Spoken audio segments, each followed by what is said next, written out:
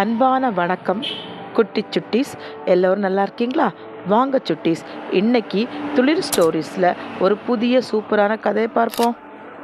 ஒரு ஊரில் ஒரு அரசு பள்ளிக்கூடம் இருந்தது. அந்த பள்ளிக்கூடத்தில் ஒரே வகுப்பில் படிக்கின்ற விஜயும் சார்லியும் நண்பர்களாக இருந்தார்கள். அந்த நாளில் பள்ளியில தேர்வு நடந்தது. சார்லி பதட்டமாய் அமர்ந்திருந்தான். அவன் பேனாவை கொண்டு வர மறந்து விட்டான். புத்தகப்பையில் பதட்டமாக தேடிக் கொண்டிருந்தான். அதை பார்த்த அவனது நண்பன் விஜய் ஒரு சின்ன புன்னகையோடு பேனா நீட்டினான்.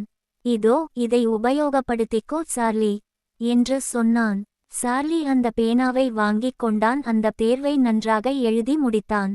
விஜய் பேனா தந்து உதவியதால் தான் தேர்வை நன்றாக எழுதி முடிக்க முடிந்தது என்று அவன் மனதில் நன்றி உணர்ச்சி மலர்ந்தது. ஆண்டுகள் கடந்து போனது. இப்போ விஜய் ஒரு நிறுவனத்தில் நேர்முக தேர்வுக்காக வந்தான். அவன் எதிரே உட்கார்ந்திருந்தது அவனோட நண்பன் சார்லி. சார்லி சிரித்தான். அவன் பாக்கெட்டில் இருந்து அந்த பழைய பேனாவை எடுத்தான். இந்த பேனா இன்னும் என்னிடம் இருக்கு விஜய், அந்த நாள் உன் உதவிதான் எனக்கு நம்பிக்கை கொடுத்தது சொன்னான். ரொம்ப நன்றி விஜய், உனக்கு வேலை கிடைக்க நான் உதவி செய்கிறேன் என்று சார்லி சொன்னான்.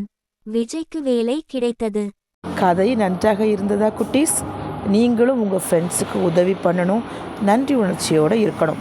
நாளைக்கு அடுத்த புதிய கதையில் சந்திப்போம். அதுவரை உங்களிடம் இருந்து விடைபெறுவது உங்கள் துளிர் ஸ்டோரீஸ். இது போன்ற அழகான நற்பண்பு கதைகளை தொடர்ந்து பார்க்க லைக் பண்ணுங்க, ஷேர் பண்ணுங்க, சப்ஸ்கிரைப் பண்ணுங்க. இது உங்கள் துளிர் ஸ்டோரீஸ்.